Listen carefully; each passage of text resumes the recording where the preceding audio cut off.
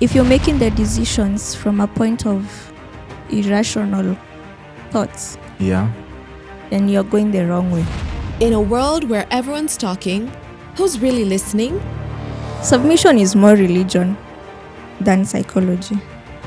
This week, Grace Munyao, a therapist in Nairobi, Kenya, joins Anthony to explore the mind behind our emotions, from heartbreak to habits, grief to growth, cheating to self-awareness, why we all need counseling. From a psychological perspective, why do men cheat? Yeah, tell me. You're the expert. Okay. So, How to spot emotional distress and what psychology says about the choices we make. This is Breaking Boundaries. Hi, everyone. Today we have a very special guest. I'm very honored and happy to be able to discuss with you, Grace, today. Thank you. I'm sure you're going to enjoy it. So Grace is a counselor and mental health expert. So she's going to give us to teach us about mental health, how to manage our mental health, and how to tackle the issues, how to stay sane in this crazy society. So yeah. How are you today, Grace? I'm fine. Thank you, Anthony. Thank you for having me today. Thank you for blessing us with your time. Okay. So I wanted to discuss with you today about your specialty. Yeah, mental health. So why should we need a counselor? Like, why do we need counseling? Why are there counseling in our society? Okay.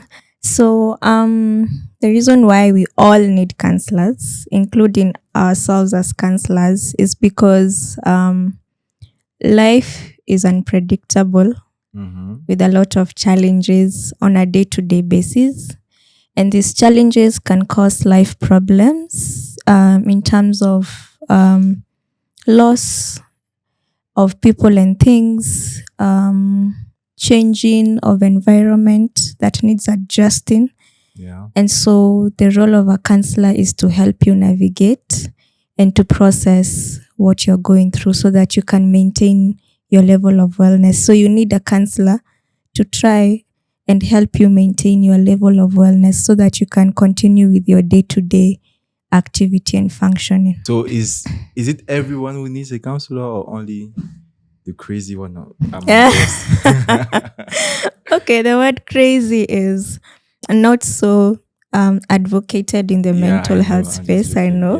Yeah. But just like not everyone would need a doctor because they don't have a disease. Yeah.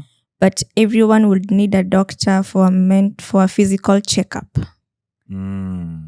So you might need a counselor because you have a mental illness. Yeah. But you may also need a counselor outside of the mental illness. So you just want a safe space to talk. It doesn't mean that you have a disorder or anything. Yeah. Yes.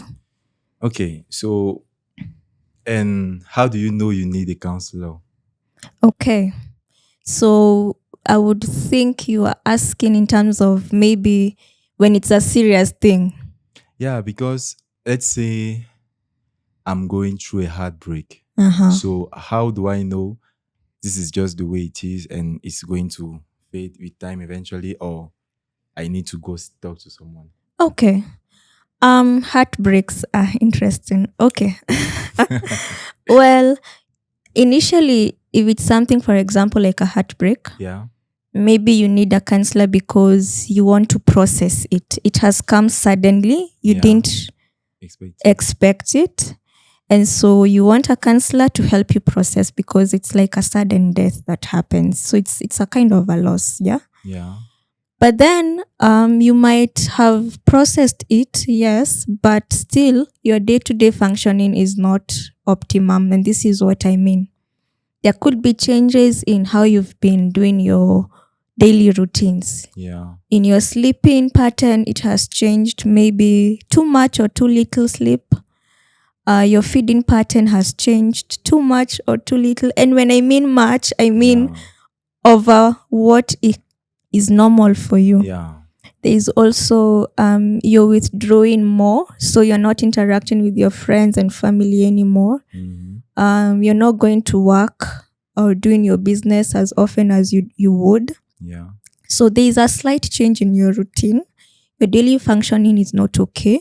Your thoughts about other people and yourself are distorted, and you're feeling sadness and anger, irritability. So more of the negative than the positive feelings. Now that is when you can know this is a signal that something serious is happening.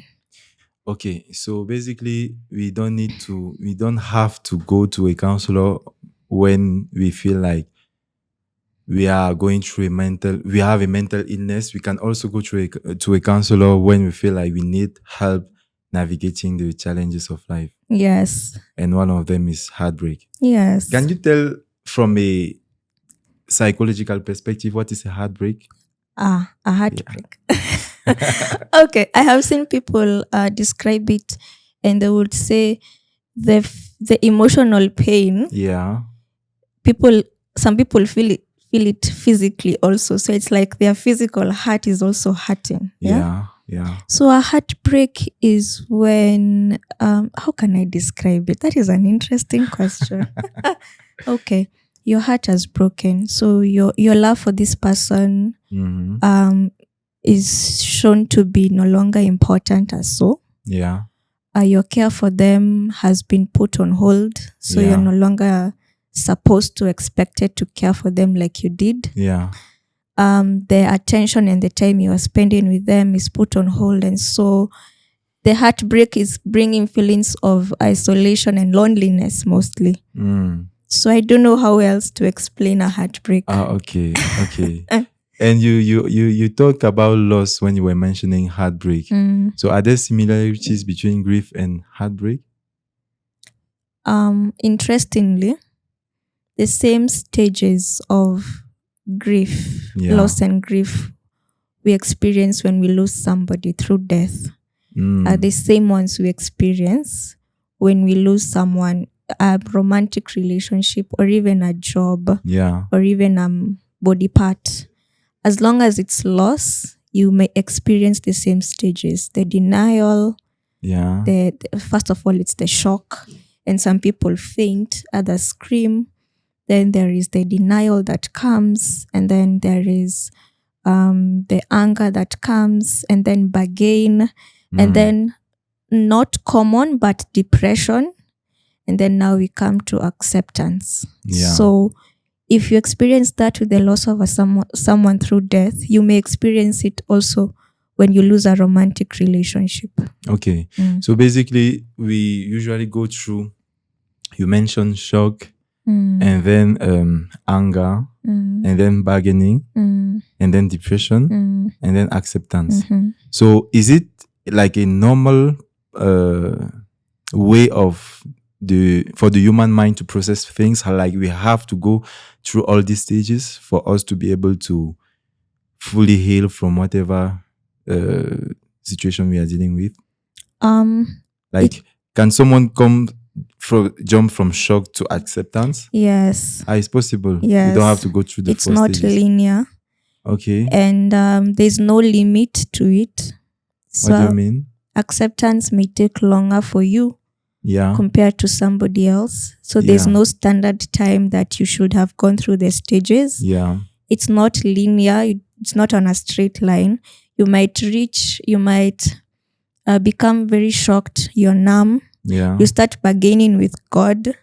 Why are you doing this? Just bring him back and I will. And then at that time, even during maybe the funeral or the burial, you are still in denial. You're not accepted. You are still in denial, and you're even bargaining with the dead, telling them, come back. You've seen it in burial ceremonies. And then now there's some anger that comes maybe with the doctors or with yourself or with the deceased or even with God. So acceptance is the last stage, but all these other ones come as they would like to show up. Okay. So now the problem comes when you are stuck in one of the stages, or like how do you know you are going through a natural reaction for a human or there's something wrong going on and you need help. Okay. How you know you're stuck is you're experiencing the anger and it has lasted for a very long time. What is a very long time? 30 minutes? No. We're talking about weeks on end. Okay. Yeah. And at this time, there's a lot of isolation. Remember, as human beings, we are social animals. Yeah. So a lot of loneliness and isolation and withdrawal and still daily functioning, not so good. Yeah. Or maybe you could be functioning, but there's an area of your life that is completely neglected. Yeah. And it has happened for a very long time. And while you're going through this, there's possible symptoms of depression that are manifesting. So that is when you know you are stuck and you need help. However, when it comes to such things, it's important to allow someone to process it with their own pace, because as I said, grief is very personal.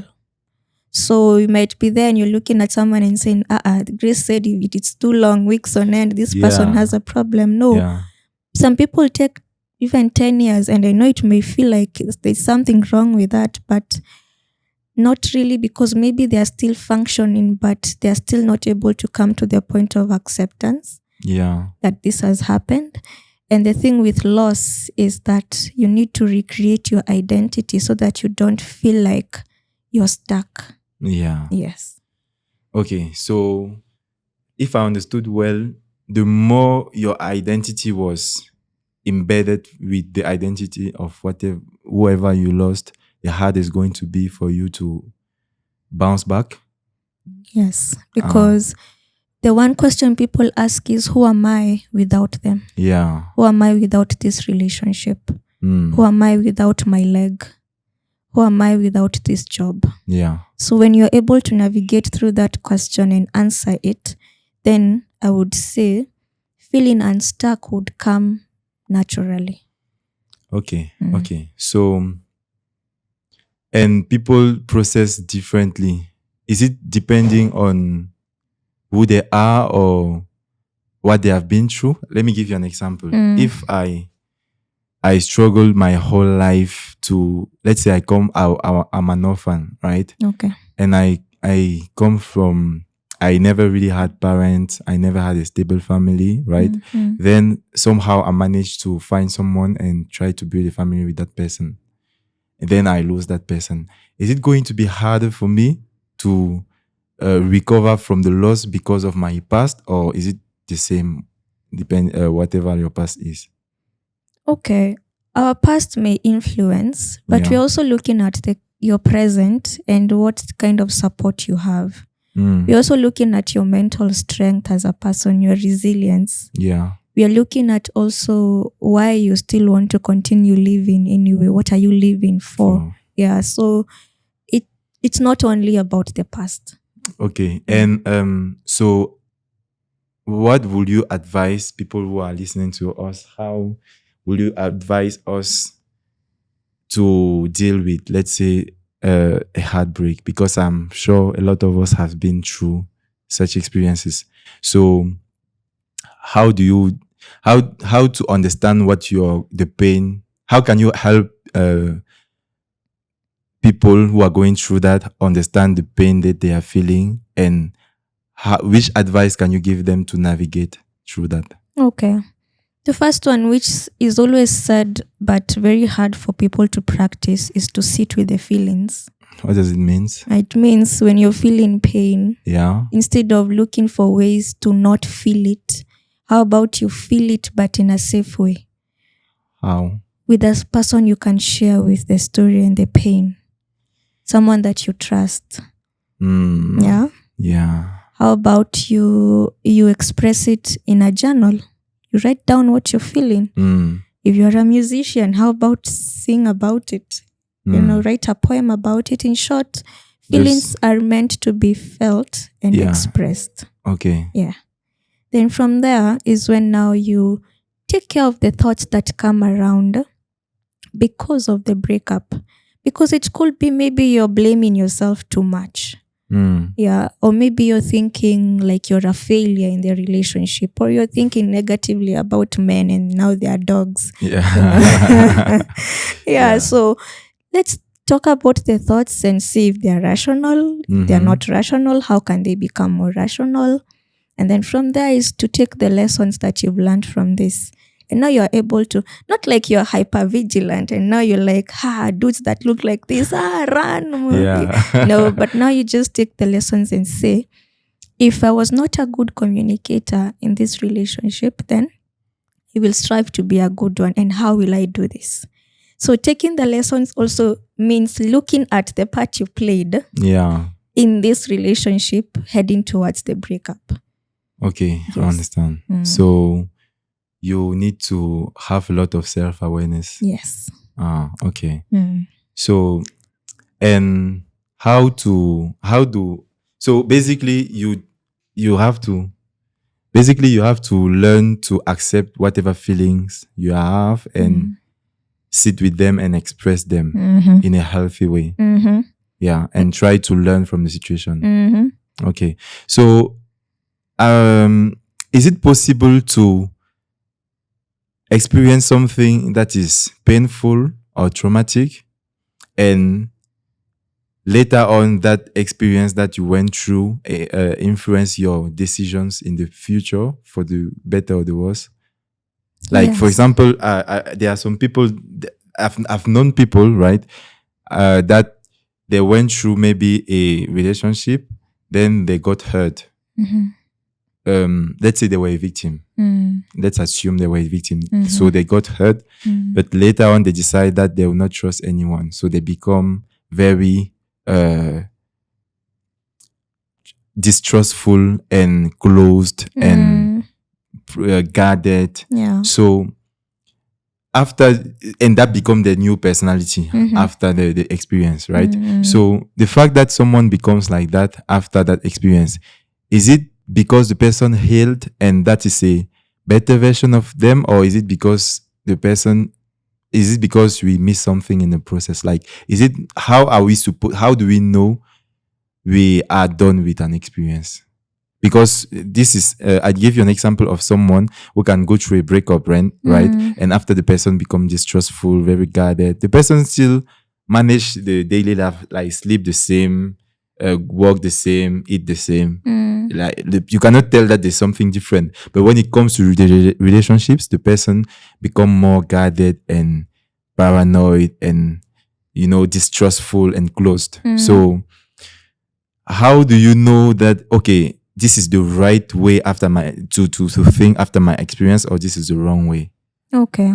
I would say this. Yeah. If you're making the decisions from a point of irrational thoughts, Yeah. then you're going the wrong way. How do you know they're irrational?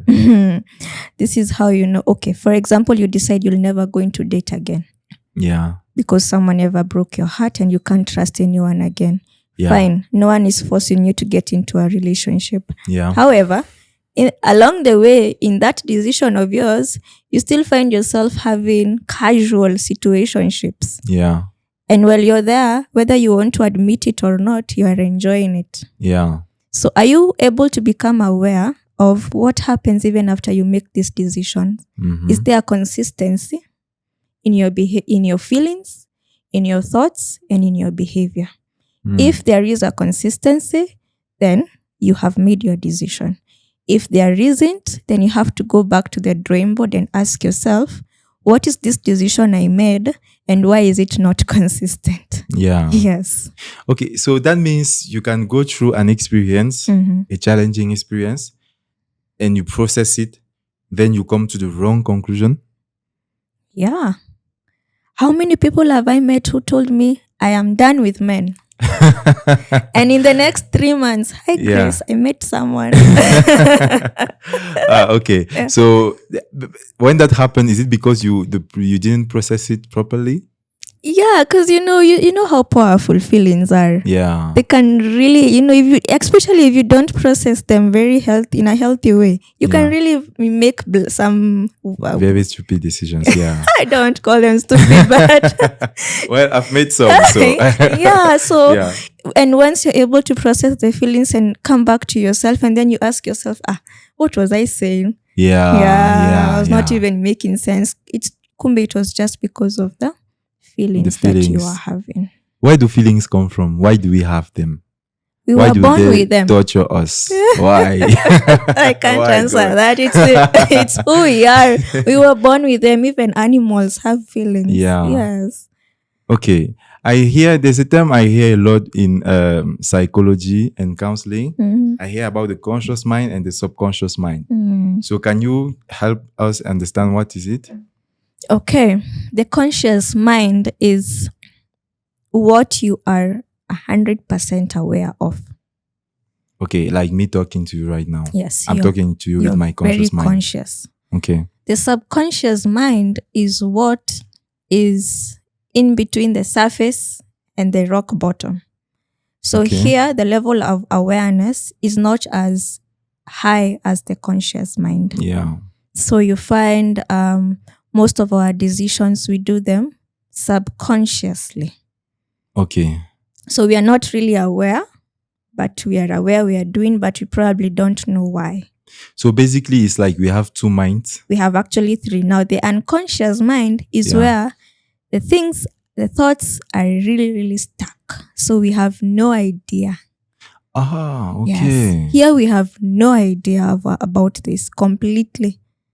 Subconscious, we could be having some slight idea. Conscious, we have 100% Yeah. awareness. Yes. And what are they there for? What is the use of it? Like, Okay. why do we have them, and how do they serve us? Okay. These three minds. I don't know if the unconscious save us, but the conscious will save you because you have awareness. Yeah. Okay. Yes. The subconscious will guide you to understand more about yourself. The unconscious will help you uncover what you've never known Okay. about yourself.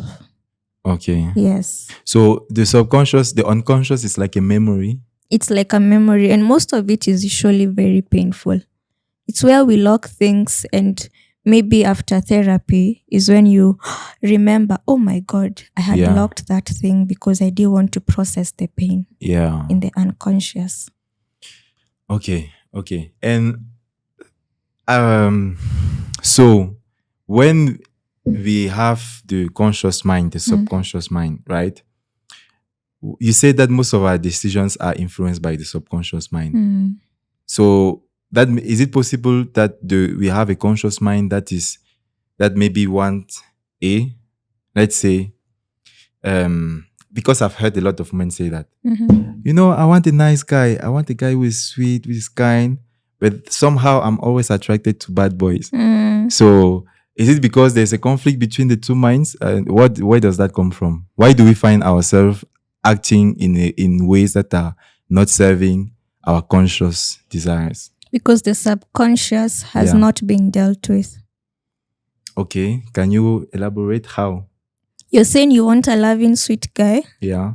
But you are drawn to the bad boys.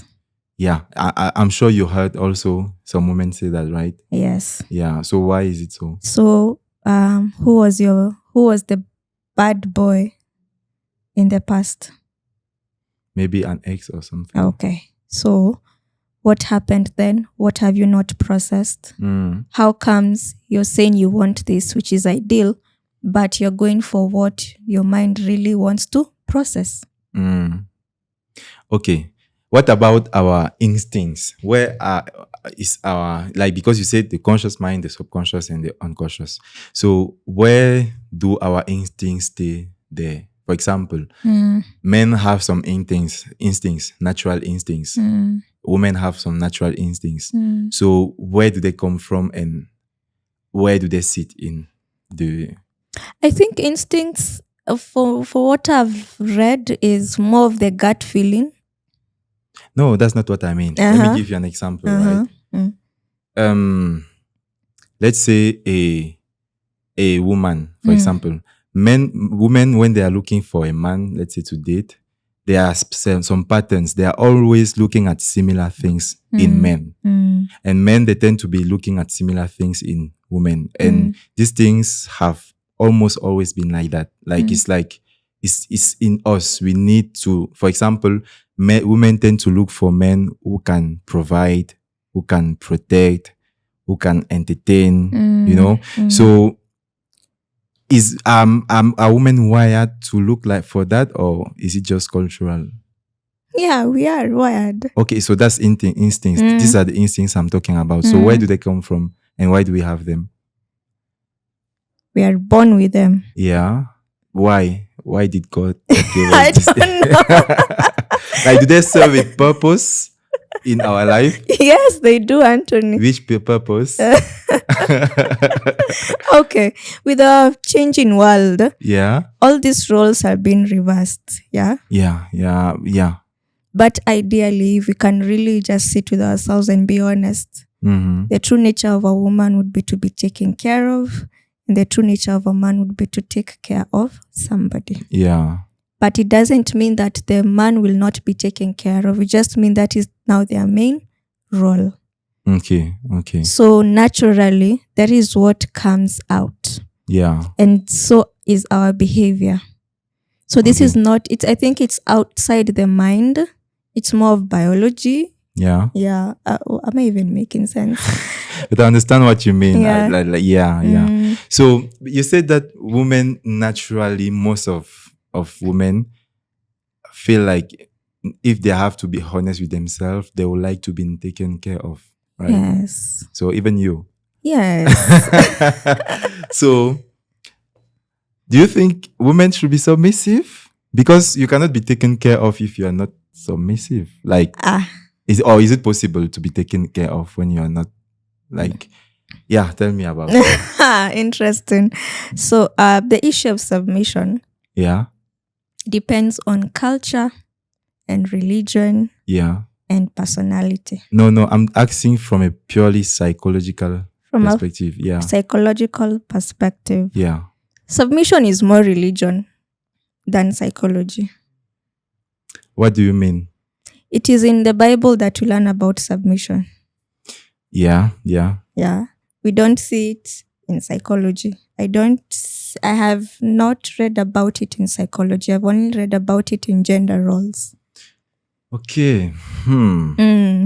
But when you were saying that women would like to be taken care of, does it mean that psychologically they will be healthier and happier in a relationship where they feel like they are protected, provided for, and taken care of? Good. Now the question has been related to psychology. Then yes. Psychologically, they'll be more happier, settled, at peace, etc. If what comes naturally to them is done for them. Is what? Is done for them. Okay. Yes. Yeah. Okay. So basically, can a woman be taken care of if she is not submissive? Is it possible? Because to take care of a woman, you have to protect her, for example, right? And when you have to protect someone, let me give you an example. If there's a security agent or a military guy or a policeman that is here to protect you for some reason, let's say there's a threat, right? And there's a policeman that is his job is to protect you. You have to follow his instruction for him to be able to perform his job, right? So in a certain way, you have to be submissive to whoever is protecting you. If you decide that you will not be submissive to that person, then the person cannot really protect you.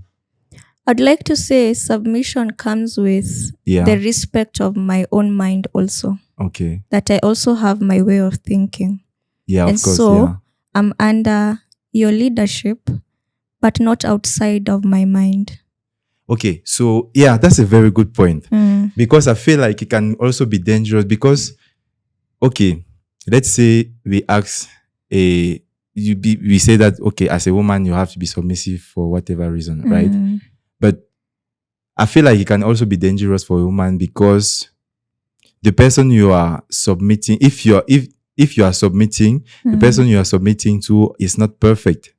So what if in that submission you get hurt because of that? Exactly. So how do you find the right balance? Because you say that most women will be happier in a situation where they are taken care of and they can just trust that this person is going to look out for my best interest. So how do you find the right balance? The right balance, just like in every relationship, is to look for someone who you share the same values with. Okay. So for example, you're with someone, your values are totally different, but they're expecting you to submit to them. Yeah? Mm-hmm. Yeah. So there'll always be a conflict. Yeah. Submission next to impossible. Yeah. So if your values are the same, it means that most of the time you're actually spending more time together. You're enjoying each other's company. There's hardly ever a lot of conflict. So if I understand well, correct me if I'm wrong, but if I understand well, for a woman to be submissive, she has to find someone who wants to go where she wants to go, and that she feels like this person I can trust this person to take me to that place. Yeah. Same for the man also. Same for the man. Yeah, you won't just look for anyone who wouldn't want to go where you are headed. So it means these two people with their path and their destinies, if anyone believes in that, means that are aligned one way or another. Yeah. Yes. Okay. And there's a lot of changes in the dynamics of relationship. I'm sure you noticed. Like how is it now compared to how it used to be? It's very different, right? So I'm wondering the way things are going, because I've also noticed that I don't know if you see a lot more. Maybe you tell me about that, but do we have more depressions, more mental issues now than before, or was it before because before it was just not documented? Well, I would say these issues, especially in Africa, have come out recently. So we would assume that because the topic of mental health was not so common in the past, we still had cases of depression. We just didn't know that they existed. But was it more than now, or of course now there's a spike? So now people are not well compared to before. Yes, there's a statistic that says that now we find that almost everyone who might have an episode or a period where they are having depression. Almost everyone in the world. But before it was not that common. Yeah, before I don't think. So what changed in our society that makes us be so depressed? The changes in culture and the changes in, with technology and everything improving and lifestyle, all these issues. I think and then the world is going to a place where we are glorifying loneliness so much.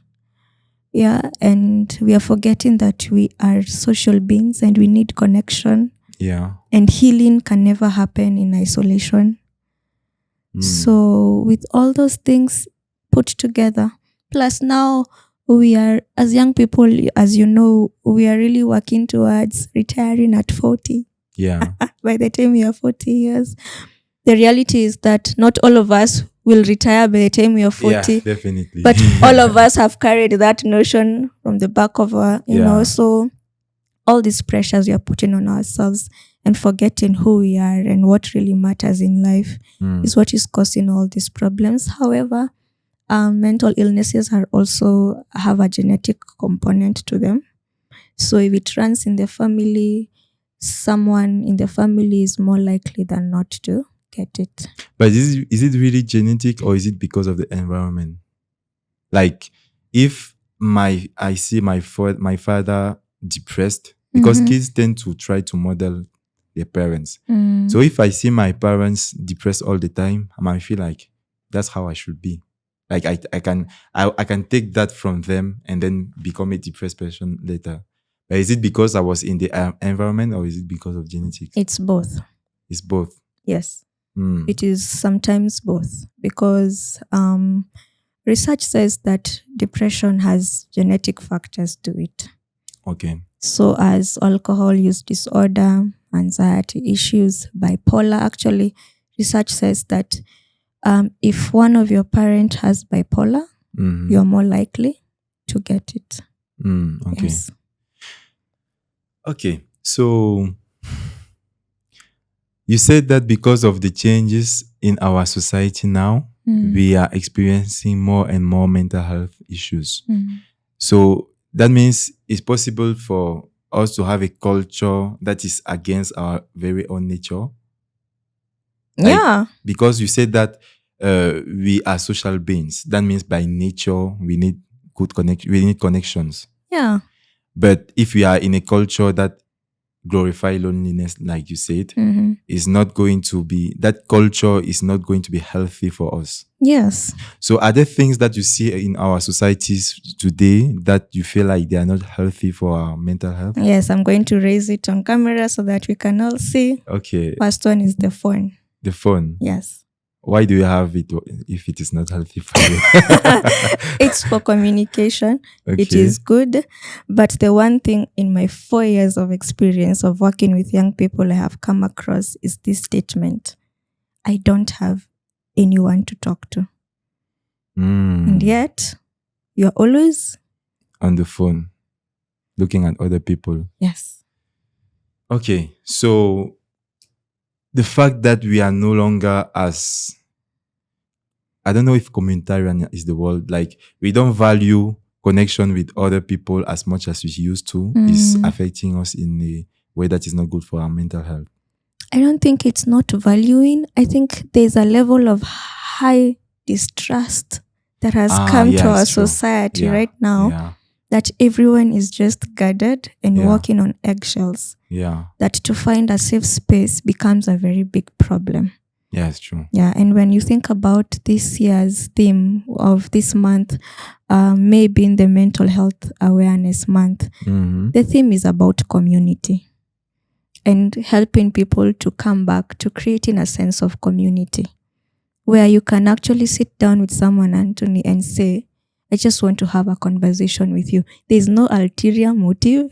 I am not coming to revenge. I am not coming to compare my life with yours. It's simple as I feel safe with you as my friend. I can share this with you. I can trust you. And even though you don't have a solution to it, I can feel less burdened. There's less of that. Okay, so basically we don't necessarily need people that are going to solve our problem. We just need people that will make us feel like we care. Yeah. We matter. That's the whole essence of therapy. Yeah. So a counselor is not necessarily there to fix the problem. We don't fix problems. We help you fix the problem. Yes, ourselves. we guide you. You guide into fixing. But there is a theory that's called solution focused. So we can fix the problem. We can try and show you the options. Yeah. But more often than not, it's basically you come, you present what is paining you or your issues. We try to explore and find the patterns, connections, etc. Develop a treatment plan and work towards goals. So here you find both the therapist and the client is doing some work.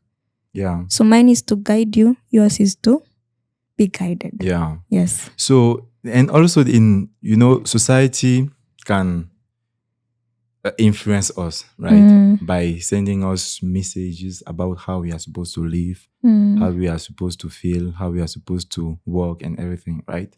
So how do you evaluate whatever society? When I mean society, I mean other people like our friends, our family, our government, our culture, our entertainment. So whichever message we receive from society, how do we evaluate to know that, okay, this message is good for my mental health, this one is not? Because you said that our society is glorifying loneliness more and more, right? So, and you say that we are social beings. So that means that message from the society is not healthy for us, right? So how do you, when you receive a message for society, how do you know that, okay, this message is in my best interest? Okay. Yeah. If it's taking you away from who you are, from who you are and how you feel about yourself. Yeah. And if the consequences are going also to take you away from your values and from the people that you feel safe around to be, and if it is also affecting your day-to-day functioning, then you better not listen. But you said from your values. A lot of values also come from society. Like my parents can tell me that I should just let's say I have a single mother, right? Yeah. And I don't know what happened. I never met my father, and my mother hates my father for some reason. So my mother is always telling me that don't trust men. Men are dangerous. All these things, right? Because it happens. So that is a value that can receive from my family. And I can receive it early enough and it becomes my value, like be independent, be highly independent. And that value can maybe deserve me later in the future because I might find myself being lonely because I don't open myself to anyone. So, even how do you know that the value you're receiving from society or from whoever is actually good for you? Because even values, we receive it from other people. Like it can come from religion, it can come from parents, and so on. So how do you? Because the reason why I'm asking that is because I myself I found myself conflicted when I was younger because there were some things that my family or society or close society was telling me that did not match who I wanted to be. Yeah. Right? For example, it can be about, let's say you want to be an entrepreneur, for example, right? And your family is telling you that you should just stay to school, listen, and do what your teacher says and all these things. But deep inside yourself, you feel like this is what I want to be. There are people that they want to be, for example, artists, but the family is saying that, no, you should not try to be an artist. Just go to school, have a degree and find a job, right? So there can be a conflict between where we are coming from, the values we receive, and what we feel like we deeply want. So, how do you know which way you should follow? I have a question. Yeah. When we talk values, what do we mean? Is loneliness a value? Is independence a value? Values for me is their beliefs about what is good. Okay. Yeah, because you can give me an example and I will demonstrate. For example, some religion, for example, teach a value that you should be always good. You should turn the other cheek, for example. That's a value, right? But that value can be dangerous in a certain place. So that's what I mean by value, basically. Yeah. All right. So, it could be possible that with how you've grown up, there's a value you've picked. Yeah. That is not serving you. But remember, I said, for you to know that you get into a point where society is not influencing you, it's that with your values, also your true nature is not being affected. You're still remaining true to who you are. Because there's one thing you can never run away from. It's yourself. Okay. Because you're always with yourself. Yeah. Everywhere you go. Unfortunately. Yes. Unfortunately. I mean, sometimes unfortunately, sometimes fortunately. I mean, when I say sometimes unfortunately, it's because sometimes we feel like, I'm sure you have experienced that, like this negative self-talk that we do to ourselves. Yeah. So why? Yeah, that's what in this case. I mean, unfortunately, but sometimes, it's also good. But why do we even do that? Yeah. Negative self-talk. Yeah. It's mostly what you've heard before that has really been put in your unconscious and your subconscious mind. Yeah. That is now becoming what? Your conscious. So it's like, your behavior is as a failure because you've always known to be a failure because you are always told you are a failure, or you are shown. Yeah. Or you are made to feel like you're a failure. Yeah, that's why we talk to ourselves very harshly. And why do we sometimes feel like we want to run away from ourselves? Because we've not learned to love ourselves and to accept who we are at the very core. That's why sometimes we feel like we want to run away from ourselves. Okay. And how do we try to, if we are always, how do we learn to love ourselves? Oh, there are a lot of activities to do. One of them is silly. Ceiling? But What is silly? silly, like silly. It sounds crazy. Yeah. It involves standing in front of a mirror and Yeah. really looking at yourself and your body. Okay. Yeah. Do you know, Anthony, there are people who cannot look at themselves in the mirror Why? because they they don't don't, love. like it. Ah. Yeah. Yeah. They don't like their body. They don't Yeah. like how they feel about their body. Yeah. And more often than not, it's just from what they've been told by other people. Yeah. Yeah. So, how you talk to yourself also when you wake up in the morning. How do you talk to yourself? When someone comes and tells you, you have a very beautiful coat. Yeah. Actually, you actually do. Thank you. Thank you. So most of people who don't love themselves will be like, this one I was given by someone. Are you sure? It's beautiful. And the way I struggle to wear it today, I don't think it's matching with this. So a lot of counter comments that are coming a lot more often than not. Yeah. So when we struggle to love ourselves, we also struggle to accept compliments. Yes, more often than not. Because it doesn't match what we believe about ourselves. Okay. So, and the way to do that is to try to. You said one thing that we can do to try to improve that is ceiling. No, I said they're looking at when you tell a client, I need you to wake up in the morning and look at yourself in the mirror every morning. Yeah. Some people find that silly. Silly. Yes. Okay. Yeah. Very silly. Another thing is writing down the thoughts that come about yourself. When you catch yourself, what do you think about yourself? The negative. Yeah. Where is it coming from and how can you change this to be a positive? Like, for example, someone may come and say, I don't like how my teeth look. Yeah. Yeah. I don't think I'm beautiful. So you ask themselves, how many people have told you that your teeth don't look beautiful? Yeah. And they'll probably not even find anyone that has ever told them that. Or maybe they were told that in nursery school. Yeah. And it sticked. Oh. And so along the way, you try and ask them, okay, fine. You feel like your teeth are not beautiful. They look like rabbit teeth. Yeah. However, does it really mean that entirely you cease to be a beautiful person? Is your beauty only about your teeth or also about what you carry inside? So you try and change their perspective. Try to help them see the beauty in who they are. And if you can't change your teeth, for example, you accept that, yes, you do have these teeth. Yeah. And you make them work for you. Okay. And the more you see them in a beautiful light, the more you stop thinking about teeth that don't look beautiful. But when you say you accept it and try to do with it, to live with it, right? Does it mean you try to see the beauty on yourself despite the quote unquote flaw? Yes. So, for example, you said that the teeth can look like for a rabbit. Yeah.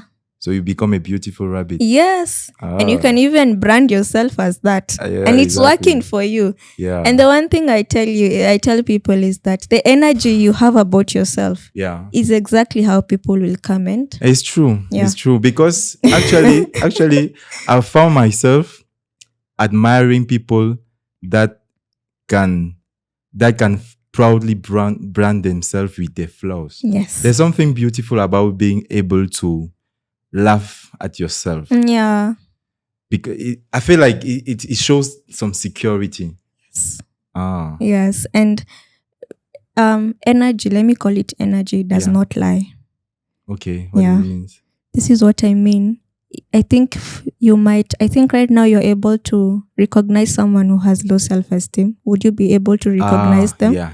Yes. So it's just in the way they are carrying out themselves, the confidence that they have in themselves. And more often than not, it's how they talk about themselves. Yeah. And most of it appears like a joke. Yeah, you see these jokes we make while we are passing conversation, Yeah. etc. If you can really pay attention, there would be a pattern to it. There's a consistency. Yeah. Okay. So the energy does not lie. Mm. Yeah, and how someone is carrying out themselves, the feeling translates into thoughts, into behavior. Okay. So you said feelings translate into thought, into behaviors. So it's very important for us to learn to manage our feelings. Very important. But how do you manage when you feel like they overpower you? Well, therapy can help, but that would be the last result. Okay. Yeah, people journal. Yeah. And write, take the paper, tear them to pieces, burn them. Okay. Continue journaling. Some people have it as a habit of a day to day. And they're very disciplined and say, before I sleep, I need to journal how the day was. Yeah. Other people once a month, etc. So whatever works for you. For some people, it's looking for someone who you trust to talk to. Yeah. And just share it. Other people go to the gym and release. Yeah, and they're able to release their feelings and with physical activity. Taking a walk can help for some people. So it depends with which activity are you doing in a healthy way that is helping you process. Yeah. Okay. So we should all find our way of coping with these feelings. That is healthy. Keyword. Because alcohol is also a way of coping. Yeah. But it might not be as healthy as people may want to admit. Yeah, because you might continue to use it and you probably don't know how to catch yourself before it becomes an addiction. Okay, it's about addiction. Why do we? Because something that always been very interesting for me is why do we sometimes seems like we cannot control our own selves. Like, for example, I say that, okay, I am going to use my phone only for communication today. No TikTok scrolling, no YouTube, no Facebook, only for productive communication. But later on, I find myself using the phone and scrolling for like 2 hours. The next day, I say that, okay, I will not do that. I will not even use my phone today. But somehow I find myself with my phone. So it's like I cannot even control my own body. So why do we have these problems? Why do they come from? Yeah, because let me just answer it in a very simple way. Yeah. It's because while you're making that decision, you're not replacing that behavior with something that is more healthier to do. Okay. That is healthier to do. Very simple for you to do. And that is going to give you the same feeling of a particular time. So you're not patient with the process. Remember, even in the scrolling, it didn't just happen that one day you found yourself addicted to it and that was it. Yeah. It was a process that built on day after day, week after week, and now you're unable to stop. Yeah. So while you are reversing that, the thing that you choose to replace this with, you should give it time also. The same way you gave the addiction of the phone time to get to an addiction. Yeah. Now, while you're reversing, you're taking time to get there. So, for example, if you're reversing this with reading a book, you don't just expect that day when you decide, let me read this one chapter, and you will feel good about everything else or have the same feeling that the phone was giving you. No, it happens over time. That today I have read, tomorrow I have read, the next day I have read, and the more you build up, the more the good feelings will come. But what if it's boring? Why are you choosing a boring book? So I have to find something that is going to give me. Now that is up to you. Take responsibility and look for what works for you. TikTok works. But I understand what you mean. Yeah. Okay, so basically you need to find an alternative that is going to give you the same level of, I don't know if fulfillment is the word, because I don't think I ever doom scrolled and felt fulfilled, but that is going to give you the same level of entertainment as what the same feelings that the scrolling is giving you should the book should give you. Yeah. Okay. What if I don't like reading? Anthony, it doesn't have to be reading. Look for what works for you. Maybe that is not the work you do as a client. Okay, so that one is my job. Yes, your responsibility. Okay, I understand. So basically, look for what works for you. Mm-hmm. Okay, because what works for you will not necessarily work for me. Yeah, of course, we are all different. Okay.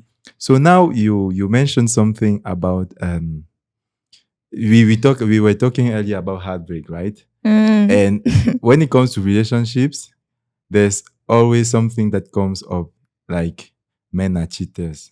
Yeah. So from a psychological perspective, why do men cheat? Yeah, tell me. You're the expert. Okay. So when it comes to relationships, I like to relate to Esther Perel. What? Esther Perel is a renowned psychotherapist. Okay. And she focuses more on relationships, romantic ones. Yeah. And I don't want to answer why men cheat. I want to answer why human beings cheat, because also women cheat. Yeah. Maybe they are just better. Because I see more women complaining about that a lot more than men. Yeah, maybe, I don't know. Yeah, so tell me. So who is better than cheating? Who is better in cheating than the other? Because the women are the one complaining the most. Maybe they complain because they found out. But maybe when the men do, they are so good at it that... Yeah, out here, women are so good at cheating that they are not ever caught. I hear that, so I don't know. I hear, you don't know. So, yeah. So from that perspective, why do human cheat then? So women are dogs too. Okay. No. Coming from a woman. Okay. Okay. People cheat because there's a desire. Yeah. That they're trying to fulfill. Yeah. I would answer it in a very simple way. So be it sexual, emotional, financial. Yeah. There is a desire that people are trying to fulfill. Is there a pattern between the desire, when you look at the desire that men usually are trying to fulfill and the desire that women usually are trying to fulfill? Are there similarities? No, they are different. Okay. Yeah. So about men, what are they trying to fulfill? Mostly it's the sexual. So it's just sexual? Sometimes even emotional. Sometimes. But most of the time it's sexual? Yeah. Okay. So the women, financial and emotional. Yeah. But even sexual. Yeah. So women are I think they dogs. actually share in that, all of them. I don't know. What do you mean? Because so women actually cheat for more reasons? Because you said for women financial and emotional, I would guess. And then for men, it's more sexual. Yeah. Yeah. So women should stop saying that men are dogs. No one is a dog. A dog is a dog. Humans can never be animals. Okay, I understand. And how do you deal with that? From like, if I was like a client and I come to you, I say that okay, I find myself wanting to cheat. Yeah, and how do I deal with that? What will you advise? Okay, number one, we don't give advice in counseling. How will you guide?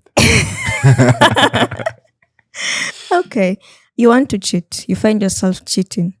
So we look at the number of times you've cheated. With who? What if you never did? It's just okay, you can give for both scenario, whether you never or you did. Okay, let's first with you did. Yeah. With whom? When? Is there a pattern? What are we looking at? Yeah. And then we find which is this desire you're trying to fulfill. Yeah. And how can you begin to communicate to your partner that this desire needs to be fulfilled?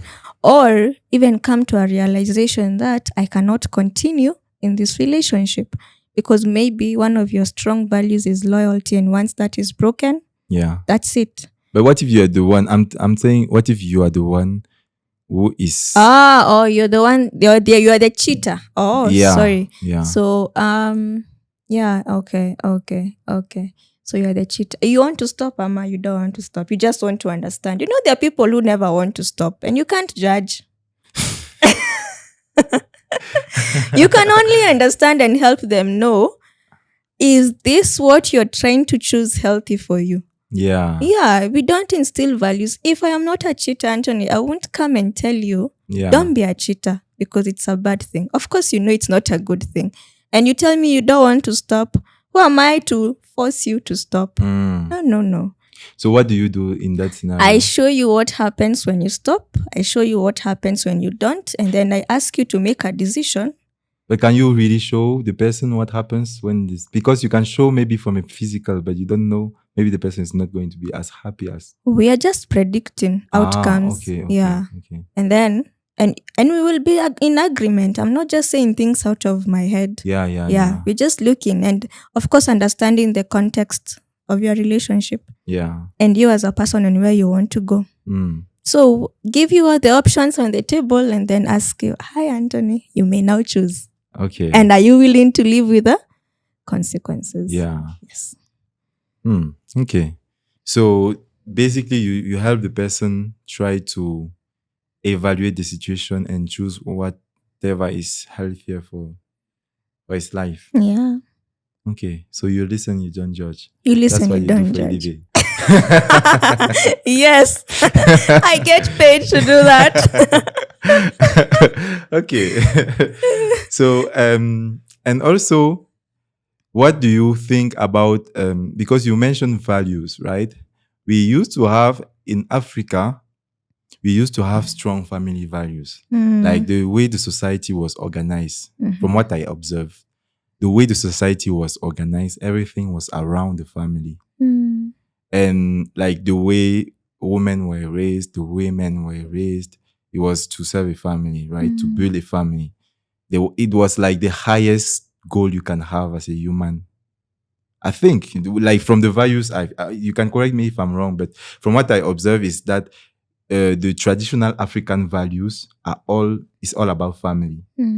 And we are drifting apart from that as a society with modernity, in what we call modernity. So what do you feel about and also there's also a trend of growing mental issues. So sometimes I wonder, did the society in the past was centered about family because it is actually what is better for us as human beings, or was it just tradition? The basic unit of a society is the family. Okay. Without the family, there is no society. Okay, so and then why is our modernity drifting apart from that? I think for us now, we are redefining family. So family for most people now, correct me if I'm wrong, but I think it's more of this is my tribe. Yeah. Okay. And it's now outside even blood. So family that's not blood, very common these days, where you find people who you share the same interest with, values with, passions with, whatever with, and you decide these are now my family. Okay. And you form that group, and you run with it. But ideally, we are still not running away from the essence of having blood family. It's still there. Yeah, it's still there. It's just that in some cultures, like now in Japan, we are having less babies and more older people. Yeah, and it's becoming a crisis now. So I think they are trying to, I don't know what they're trying to do about that. But still in the African culture, we are seeing more weddings happening. Anthony, it's still happening. We are seeing more people still having babies. Okay. Yeah. But not as much as before. Not as much because of the economy. So it's because we are broke. Can we really afford to have 9 children? So that's the reason. Yeah. So it's not because of the values that are changing? No. The values are the same. It's just that maybe for some they are representing them in a different way. Yeah. And for the some, it's still there, but less and less. So we're having 2 children, maximum of 3. Yeah. as we move. Okay. So also something that I've observed in our current society is that there are more and more single women. Even statistically, we are at an all-time high. Hmm. Why do you think that happens so much? And who is failing? Is it even a failure? And if so, who is failing? Is it Well, all of us, or like where does it come from? well, the topic of singlehood, single parenthood Yeah. is a bit broad, and it's not something you can just answer in a very simple way. There are a lot of factors that are involved there. A lot. Okay. Sometimes I ask myself, when you meet a single woman, have you sat down to think that maybe the partner died? Hmm. Or you've just assumed? No. I'm not saying that. What I'm saying is Uh-huh. that I'm saying I don't know. I'm not saying that. That's why I say that. Is Yeah. it even a failure? Uh-huh. Because honestly, there are some relationships that are better not to exist. Like it's better for everyone that the relation doesn't exist. So I'm Okay. not saying that you should always be with someone. Mm-hmm. What I'm saying is just that, and I observed that there are a lot more single mothers than when I was 10, for example. Yeah. And Yeah. I was answering that most people would meet a single mom and Yeah. automatically think that they were unable to be in their relationship. Okay. But that doesn't answer the reason, the question of why is it more now than before? I'm not. Yeah, I get you. Yeah, Okay. okay. Why is it more now than before? Yeah. Okay. Well, Is it still the economy? well, you might find it's playing a factor there, but anyway, yeah. So we are answering. Then why are people breaking up more? Yeah. That I is don't what we know. are answering. Yeah. So maybe these people were in a relationship, got children, and then discover they can't be together, and so Yeah. look for somebody else. Mm. Then it goes back to, well, we are looking for partners to settle with. How are we doing it? Are we doing it wrong or right? Mm. Yeah, that's the question to ask. How to do it right? Yeah, so that we have less single mothers and single fathers, Yeah. and more. That's an interesting, because it's hard. I'm just trying to also Yeah. think about it Yeah. right now. Yeah. Because you always see some single mothers, but it's very hard to find single fathers. They exist and there are a lot. That's why I was even trying to question, not you, but most people I question is, Yeah. when you meet a single mother, are you quickly going to Jump into think conclusions. Yeah. that they were not able to be in the relationship? What if the partner passed on? Exactly. Yes. Exactly. What if the partner was just not healthy for her? Yeah, I understand. Okay. So do you see the fact that our society is changing, right? Do you think there are some things that were in our past societies that were good for us that we are losing? And do you think also there are things that was in our past that were bad for us that we are losing? Okay. In Kenya, Yeah. before we would hear our parents say how while they were young, during Christmas, they would all be taken to the countryside where the grandparents are. Yeah. They would all stay there and, play and etc. Yeah. But there is less of that these days. You find more people celebrating holidays as nuclear families, and maybe just having a family meeting once a year. But I stand to be corrected, guys, Yeah. So you find, so what does that mean? When you even think about it, because now there are a lot of step families, maybe there are a lot of conflicts in the families, Yeah. a lot of dysfunctionality happening. So it becomes less and less common for people to meet and come together.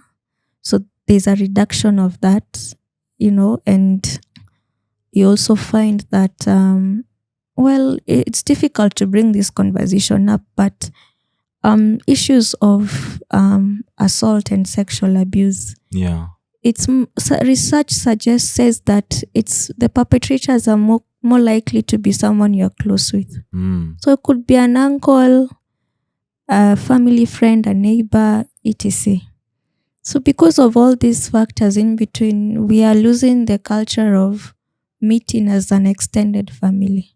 Yes. And people are very guarded. People are very, drawn back to themselves. Yeah. So I don't know if I've answered the question. Yeah, I think you did. I think you did. Okay. So because we are becoming more and more guarded, we are losing connections we used to have. Yes. And the culture of connecting. Yes, and the culture of connecting. So it's changing with the needs now. Okay. But you talk a lot about connection, but there are some people that they don't like. Like we call it introverts or like social anxiety. There are people that they don't feel comfortable around others. They just they feel the most peace when they are just by themselves or with the very close inner cycle. They just don't like society. Yeah. So why does it come from? Why do we? Yeah. I think people understand introversion in the wrong way. Okay. An introvert is not someone who is not able to connect with people. I am an introvert and I am very good at connecting with people. An introvert is someone who gains more energy when they are with themselves. Okay. And when they are around people, their energy is drained. So their energy don't like people. No, they like people. They just don't feel energized when they are more and more and more exposed to people. So you find these are the people who will prefer to have a day to themselves and maybe just recharge. Yes. Now, an extrovert is the opposite. They are drawn and they find energy with people. And so when they are alone, you would think they are sick. Yeah, because that is not who they are. Do we change as we go? Yes. An introvert can become an extrovert and vice versa. Just depends with what environments you're exposing yourself to, the influences you're having in life, the changes you're making in life. You might find yourself changing. That's what I hear. Then I hear there are people who call themselves ambiverts in the middle. Yeah. Introvert, extrovert. Well, I would agree to some extent, but I would say, of course, I know there's one that is higher than the other one. Okay. Yeah. So we will look at what is coming out higher more often. Yeah. Okay. So, sorry. With people who have social anxiety, remember, it's not that they are not able to connect. Okay. If they were able to be guided to maybe ease the anxiety that they are feeling around people, then we can see them connecting. It's not that they don't want to, it's just that they're having difficulties. Yeah. So anyone who doesn't want to connect is people we call, what do we call them? People don't want to connect. Sociopaths. Yeah, now those ones. Now that is a whole thing. But where does it come from when people get to that level where they just... in my own guess, it is my opinion. I would say just deep-seated trauma. Yes. So no one is born a sociopath? No. No, I don't seem think very so. convinced. I am not. I don't like to say things until I have proof. So I think I would go and do some research on that. Okay. Yeah, I don't think anyone is born a sociopath. Like God created you and said that you go and hate people. No.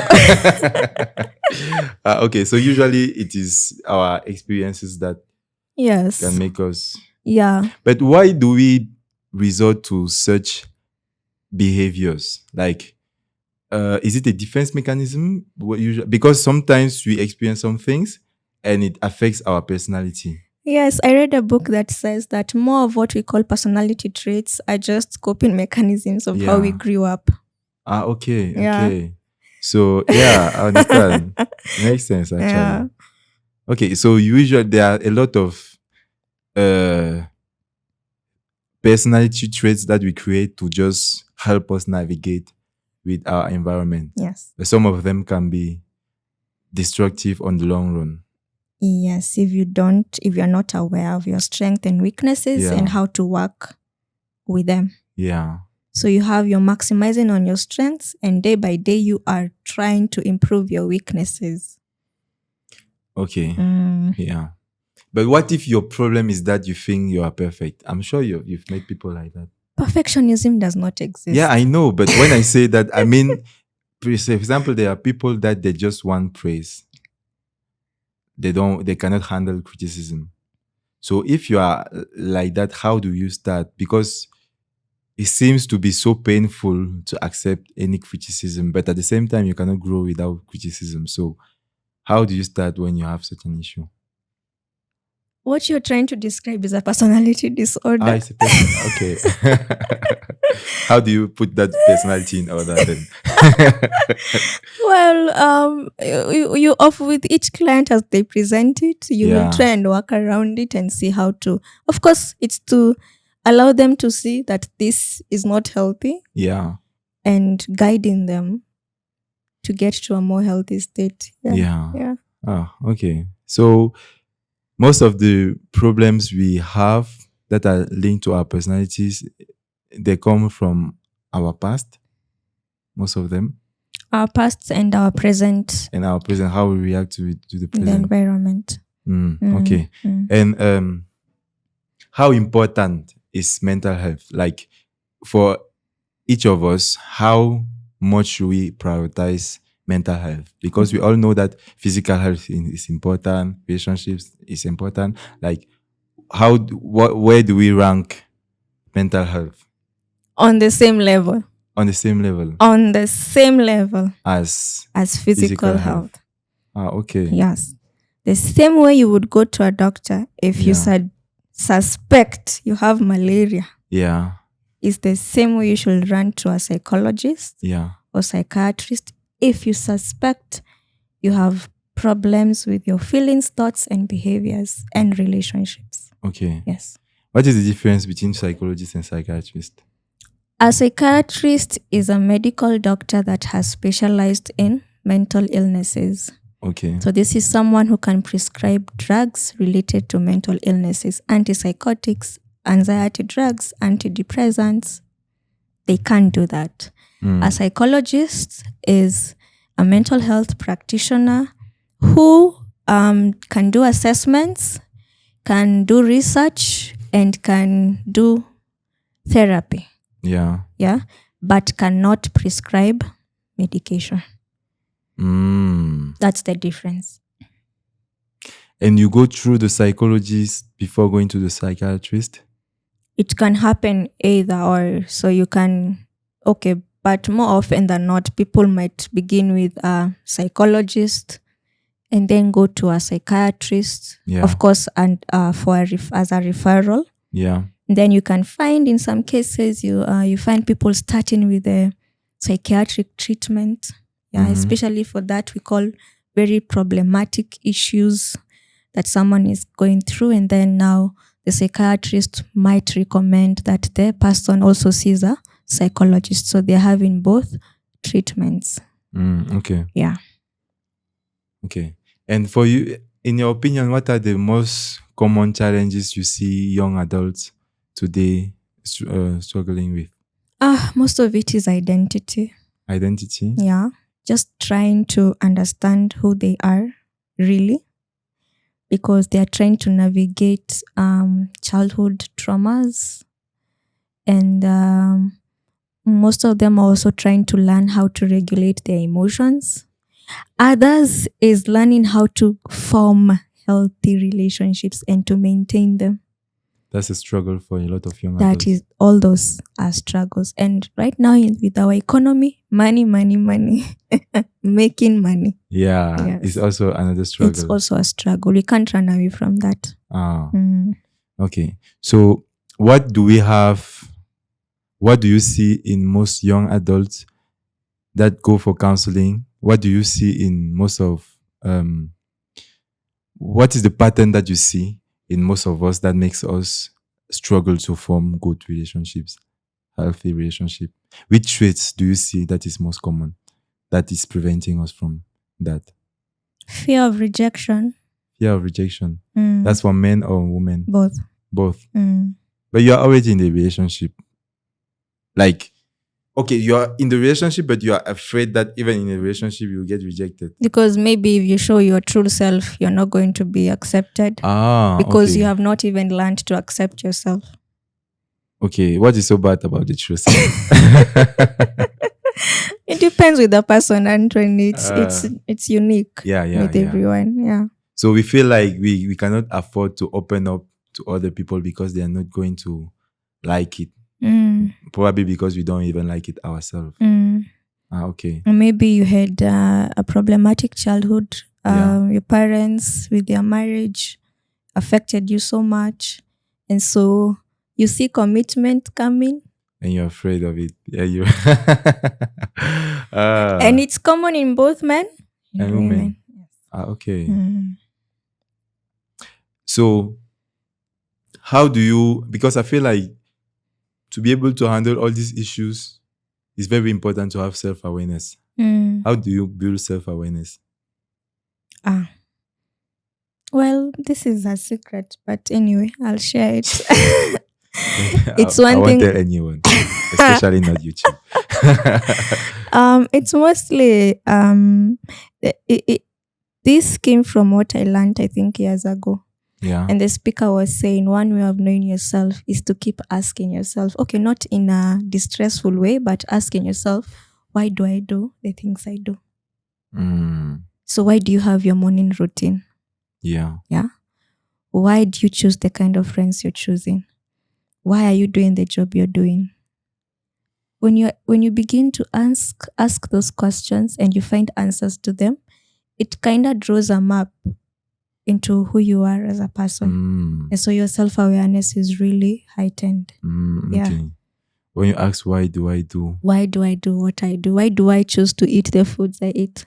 Yeah. Mm-hmm. Why do I dress with the outfits I love to dress? When you begin to ask that question, sounds silly, but It can try be very it. deep. That's your homework. A good psychologist will always give you homework. Why am I doing this podcast? No, let me correct that statement. Not a good psychologist. A psychologist who might more often than not give you homework. Yes. Why? Okay. Okay. That's a good homework. I will try to do my homework. So I should ask myself, why do I do? If I want to have more awareness about my life, I should ask myself why. So why am I doing this podcast? Yeah. Why did you choose to do a podcast? Yeah. Maybe because I need attention.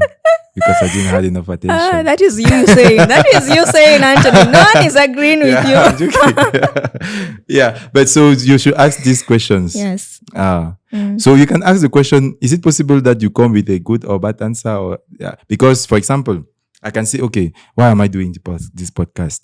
And I might say that, maybe because I need attention and I'm trying to get attention from the podcast. So I always need validation.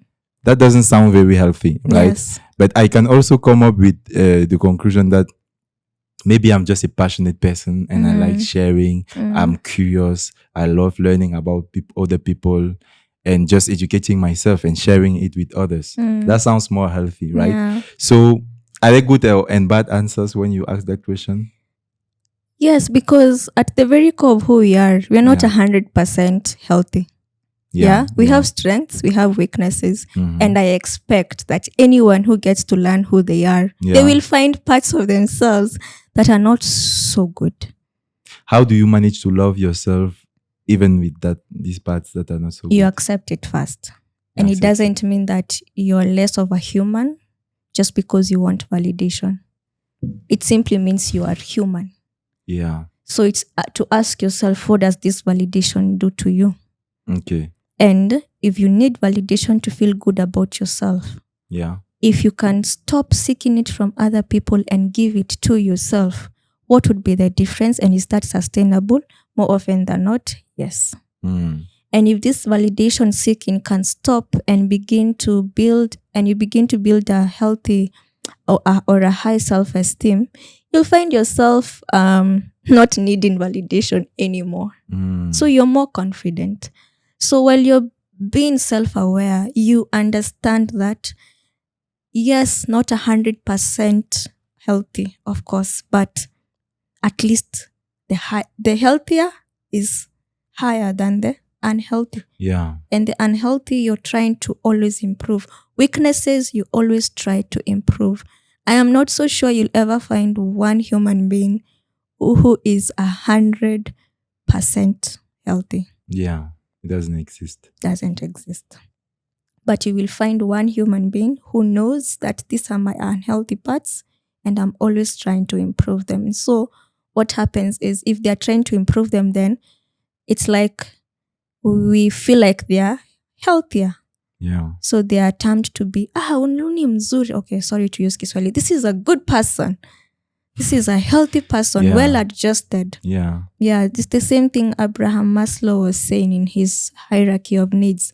We can never get to a point where we are self-actualized, where you say, I as Grace, I have had my basic needs, emotional needs, whatever needs. I have done everything I could in this world, and now I feel like I have it all. It's not possible. Really? No. So you'll always be looking for more. Yes. So, but is that healthy? Well, now is when you find these new theories coming up, when we are taught to be content with what we have. But it's something that you will always learn to teach yourself. To be content. To be content, to be satisfied with this, to find fulfillment in simple things that bring life to you. How do you find the balance between ambition and contentment? Because it's obvious that if you're not satisfied, then it's going to be a struggle for you. Like, you're going to struggle mentally. But at the same time, maybe, I don't know, but maybe I feel like if you're too satisfied, then you will lose all your drive. Maybe you don't need a drive, I don't know. But yeah, okay, drive is important. Okay, so how do you find the balance? When your ambition is serving other people. Yeah. Is it possible for the ambition to serve other people? Yeah. If you were to create a product right now that would serve humanity for the better good. Yeah, maybe it's because I have a savior complex and I want to feel like. Or maybe it's not. We always think. I wish we could stop. Okay, by the way, maybe we can learn to stop what do we call? Catastrophize things. And just take it simple sometimes. Maybe you just want to do good. And that's it. So it is possible to be purely 100% selfless? I don't know how to answer that question. I don't know how to answer that question. Yeah. Okay. Maybe you can tell us. I don't know. That's why I'm asking. I don't know. Because the reason why I'm asking that is because sometimes, we look at how behaviors that we will call how do you call it in English? Egotistical. Yeah. So we tend to look at behaviors that looks egotistical. And we say that, this person is so egotistical. Is it the word? Yeah. Okay. So we tend to say that this person is very egotistical, right? But when you dig deep when you look at the consequences of that behavior, you see that even that person who is being egotistical, on the long run, it doesn't serve his own interest. Let me give you an example. Let's say we are friends, right? I'm creating a scenario where we have been friends for like 10 years, right? And I'm very self-centered. So when you have your issues, I'm just there. You can tell that I don't really care. When I call you, it's because I need something. So you say that, this guy is very egotistical, right? So it looks like I'm only focusing on myself and what is good for me, right? But I can also be in another scenario, I'm very selfless, what we call selfless. So I'm always there for you. I'm always there to listen to you and all these things, right? Now we tend to look at the person who is very selfless, to like be always there for other people, be caring, be present, and all these things, right? But I feel like even if I'm present and caring and there for you and all these things, it's because I'll get something for you as well. So it's not 100% selfless. And also the person who is just like, I don't care about, like, that is just so self-centered. Over the long run, this person tend to find herself lonely or with very bad relationships. So even for them, it's not that selfish, right? So I should have said selfish. I was struggling with going. So yeah. So what I'm trying to say is that a lot of behavior that we call selfless, it actually benefits the person who is doing the behavior that looks selfless. And a lot of behavior that looks selfish, they're actually bad for the person who is being selfish. Like for his own selfish interest is not good. So that's why I was asking that, is it really possible to be 100% selfless? No. It's not possible. No, I'll borrow it from what I learned from nutritionists. Yeah. A nutritionist will always tell you the ideal is that everything in moderation. So if you're doing too much of something in terms of food, no good results. So you should never do anything too much. Yeah. Because not even saying the counselor, go to counselor. Well, if you're dependent on counseling and you're not able to grow, it's not good, not healthy. Yeah. Probably need another counselor who can help you not be dependent, highly dependent on it. Yeah. To be dependent on the first instances, it's okay. But highly, no. It's not healthy. Yeah. Unless perhaps you need the medication lifelong. No, that's not a problem because you have such illnesses that are chronic. Like there are mental illnesses that are chronic? Yeah, you live with them, like bipolar. Really? Yes. There's no way to heal them? There is no way to cure it. You treat it and you help the person manage it. Okay. Just like diabetes, high blood pressure. You see how similar physical health is to mental health? Yeah. Yeah. Okay, I understand. So when it comes to anything healthy, is anything that has a balance and moderation. Yeah. So basically, it's not good to be too nice. Have you ever met someone who is too nice? What happens in the long run? Okay. They are taught how to set boundaries. Yeah. They are taught how to be assertive. Yeah. Yeah. So does it take away the nicest? The nice yes? The nice nature? Okay, I understand. Yeah. So you can be so nice with other people that you become not nice with yourself. Yeah. Okay. That's a nice quote. Okay. So it's good to have a good balance between so that means sometimes it's good to be selfish as well. I read somewhere that as human beings, our true nature is to be selfish. That's why I was asking, is it possible to be selfless? That's our true nature. So along the way, we learn not to be that too much. But is it bad to be selfish? So you're asking, is it bad to take care of yourself first? No. Okay, but you said, when can it be too much, being selfish? When it's affecting everything around you and it's away from who you are as a person. I mean, okay. I know you're going to catch me there. I'm not out to get you. Okay. So, true nature. So, I read that we are in nature selfish. We learn to think about other people. So now, what have you asked? Is it bad to be selfish, or could it be bad? If you can take away the word selfish and say it's not bad to look after yourself. Yeah. It's not bad to think about yourself. You are expected to do that. But what is the difference between thinking about yourself and being selfish? It's the same thing. Or is it just that we have a stigma around the word selfish? Well, consistency, pattern, motivation. Ah, Mm. okay. So basically, sometimes you can also advise people to be selfish. Guide people to think Yeah. of But themselves. what is the difference between advising and Advising guiding? is do this. Guiding is, do you think if you do this? So basically, guiding is advising, but with a softer voice. Yeah. Okay. Where you feel like you have been at the core of making the decisions yourself. So I'm not here to tell you, so that next time you don't come and ask me, Grace, because you told me to do this, what should I do? Okay. So next time you'll be like, do I think if I do this? Because now you're learning to ask that question. Okay. So now, so basically it's good to have a good balance between being selfish and being selfless.